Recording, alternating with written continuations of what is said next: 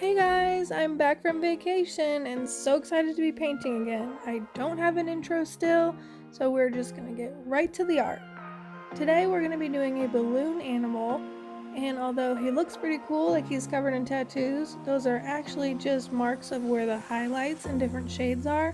I've kind of turned him into a color by number to make it easier on myself, and that is what this video is gonna be focused on, is planning ahead to make things easier.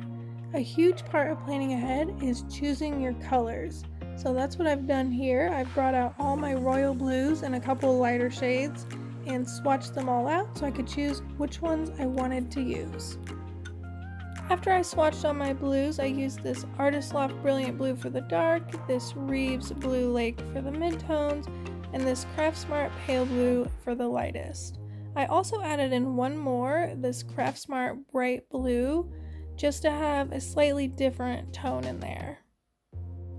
For each color, I swatched them once regularly and once with added water, just so I could see the true color that they were going to be on the paper, because sometimes in the tube could be solid where you can't see it and the color printed on it is not true to what's in it, or sometimes it can just lay down a little bit different when it's sitting there and when it's on the page. So it's very important that you swatch them out if you want to make sure they're going to work well together. So while I talk a little bit more about choosing your colors, I'm just going to start filling in the painting. Since we planned ahead and we made this basically a color by number, this part is really simple. I'm just laying down the shades that I chose to go in the spots that I drew for them. It's a very simple thing to do, and that's why planning ahead can make things a lot easier on you. Since I'm teaching myself how to paint, I kind of decided on my own that every time I did a painting or made a video, I wanted to focus on one new aspect, because there's so many different things to learn, you can get kind of overwhelmed. So on this one, I wanted to focus on the colors.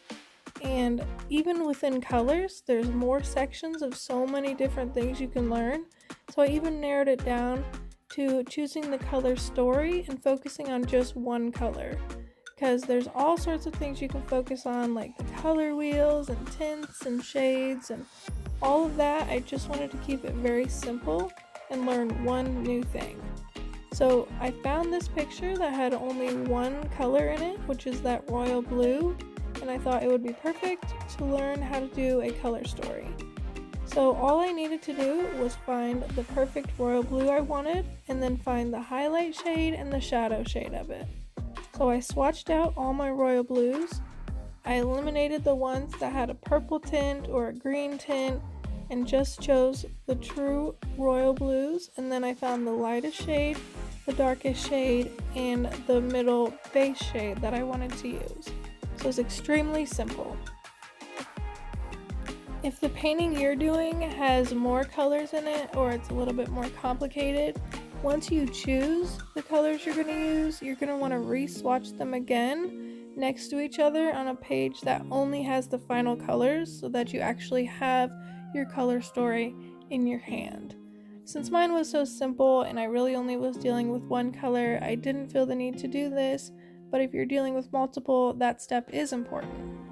So I skipped a little bit here, but I was just kept filling it in, and at this point I took the darkest color, watered it down a lot, and went over the entire piece, just because I thought it was looking a little choppy and I wanted to bring it all together, make it more cohesive. Then I added the shadow. I did that by using that watered down dark blue, and then I added even more water and dabbed it up just to get a very faded, almost watercolor type look. Now I'm going back in with the darkest blue and I'm outlining each balloon. So if you're painting a realistic piece or a piece with more colors, there's two different ways you can do this color story. And if it's a realism piece, you're going to want to compare the colors to your reference photo and try to match them as exact as possible. Or if it's an abstract piece or just any sort of other painting, you can just kind of do it by preference. And once you swatch them out, just which colors you like the best, You can hold them up next to each other and see which ones go together. You can even create a little thumbnail painting where you do a miniature practice painting to see which colors you like. You can do that a few times with a few different color variations and see which one you like the best. Just to summarize, some people call this a color scheme, not a color story. But to summarize, you're going to swatch out your paints on a piece of paper or canvas so that you're going to see how they're going to look in the final piece, and you can hold them up next to each other to see how they're going to complement each other. Also, another little fact, if you want to add a lot of contrast, remember to use the color opposite of that color on the color wheel. There's a lot you can learn about the color wheel, like I said, that can be a whole nother video. But for example, the opposite of blue is red, so if I wanted high contrast in this, I could make the background red or add a little bit of red into this photo.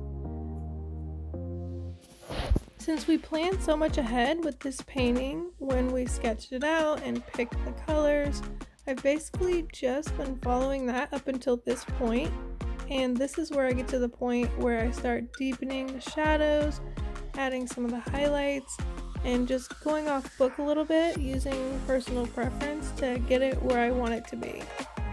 But up until now, it was basically a step-by-step that if you plan ahead well enough, anyone can do. You can't really get it wrong. But now, like I said, we're doing our own thing. We're adding some extra highlights, and we're just going to tweak it for a little while.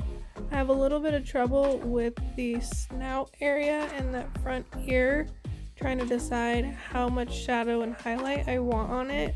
And I think if I had just followed my plan at the beginning a little bit better, then I wouldn't have struggled so much. So I'm really learning the value of planning ahead and just preparing for a painting instead of just going at it. It really makes it easier for yourself in the end. It's kind of funny because no matter how much I plan ahead or how much I prepare, I end up learning something different from each painting than what I go into it planning on learning. I planned on learning all about the colors, color schemes, and how they work, but since I kept it pretty simple, I didn't end up learning too much about that. I think I set myself up well to learn more about it in the future, but what I really learned about was reflections. Because balloons, their whole surface is reflective. They reflect everything around them. So as you could tell from my original sketch, where it looked like it was covered in tattoos, the whole surface was just reflections. So I learned a lot about how those work. You can see I've tried to add extra shadow to the head, and then I went back and added more highlight, and now I'm adding a bunch of white highlight to the actual balloons, the finishing touches to the body. But I didn't like the way the reflections on the head turned out. It was a little bit different than the rest of the body, and it wasn't so cohesive. So I did what I did to the body in the beginning when I wanted to bring it all together. I watered down that dark blue and covered it completely. So I'm about to do that to the head now, just to darken up those extra highlights a little bit. So here I am doing that now, and then I'm going to go back in and add highlights again. Like I said, the reflections was really difficult, and I learned a lot about doing those, and I definitely got my practice with highlights in this painting. Now I'm just adding some finishing touches. You know, the white highlight is always the last thing I do. I'm pretty new at all this painting. I've only done a handful of paintings, so I'm pretty proud of how this turned out, and I hope you like it. I'm going to keep doing these videos where I show how I'm teaching myself to paint, and eventually I might make some tutorials, so if you want that, just comment below. Go ahead and check out my other videos.